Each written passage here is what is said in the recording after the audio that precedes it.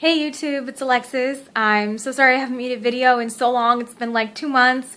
Life has just been crazy busy. I've been exhausted and we've moved recently too. So my life has just been very full.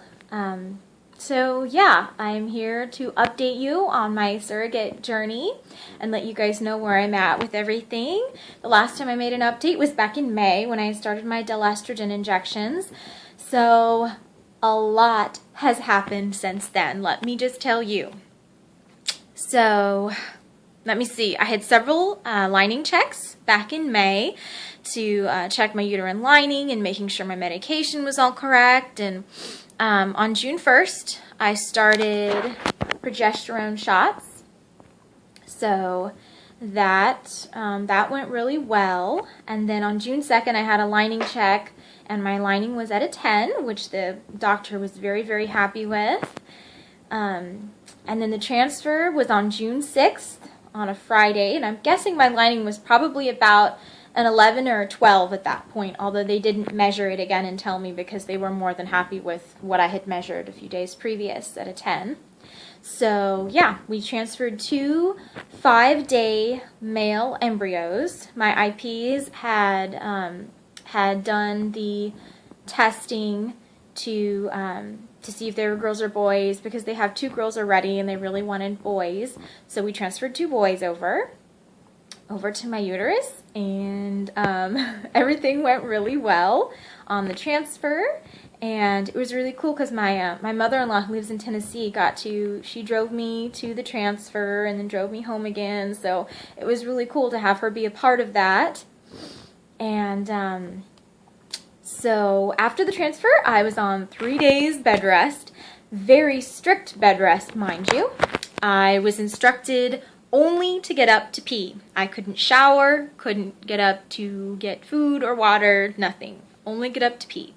So it was a pretty miserable 3 days. I was very happy when it was over. So, oh yes, also at the transfer, my intended mother brought me this huge bag of goodies for my bed rest. It had, snacks, chewing gum, puzzle books, like 3 different brand new magazines, body wash. It was just lotion, chapstick.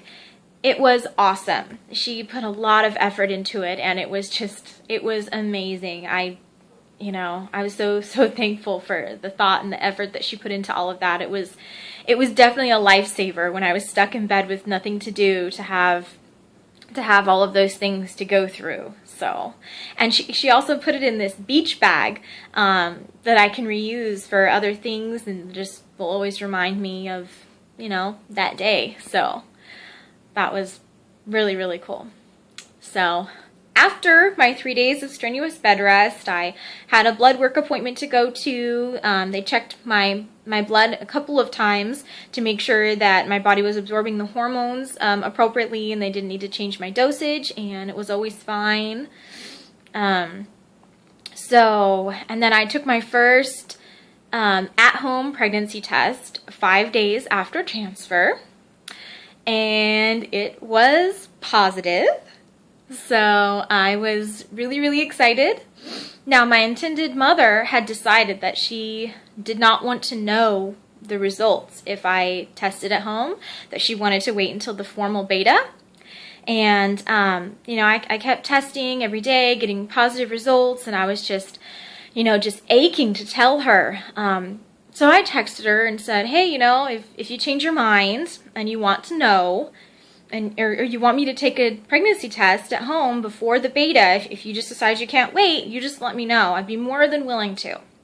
So, and she texted me back. She said, if you decide to take a pregnancy test and it turns out positive, you're more than welcome to tell me. But if it's negative, I really don't want to know. I'll wait and, have the doctor break that news to me if it's negative. So I said, okay, that's really cool. Obviously they had been positive. So I went and bought a first response test, one of the digital ones, and I took it, and it said yes with the little plus sign next to it, of course. And so, I sent it to her, and she was thrilled. She was so excited. And so I took pictures of all the tests that I had been taking on the previous days, and I sent her pictures of all of those. So she was going to surprise her husband for Father's Day and reveal the news to him. So I just think that was so special. That I was able to be a part of that, and it's just so exciting that, you know, they're expecting a son, and I'm pregnant, and it's just crazy. So let me tell you the beta results really quick before this video gets too terribly long.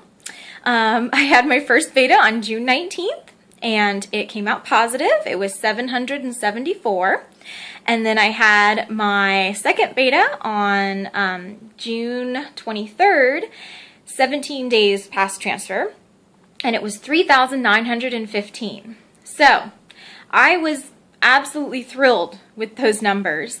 And the doctor was too, but the doctor had thought that my numbers didn't look high enough to mean twins.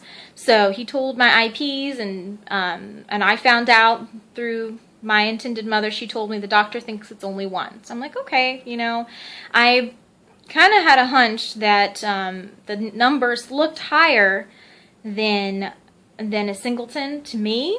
And also, I don't remember getting a positive pregnancy test that early with my own babies, which were obviously singletons. So, I don't know, I just had this eerie feeling that it was more than one baby. But doctor said no, so I'm like, okay, you know, we'll have to wait till the ultrasound and see. So, yeah, let me show you guys a couple pictures really quick, and then I'll make another video and tell you guys about the ultrasound, okay? Alright, so this, if you can see it, these are the two embryos that we transferred. They look like they're splitting, but they're actually hatching, and that's actually a very good sign. They were hatching when we transferred them. So those are the two embryos we transferred.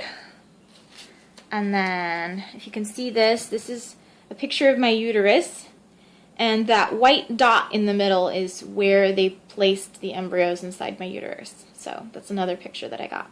So yeah, that's pretty much it for the month of June, and I will make another video and tell you guys all about the ultrasound and the results of that. Talk to you guys later. Bye.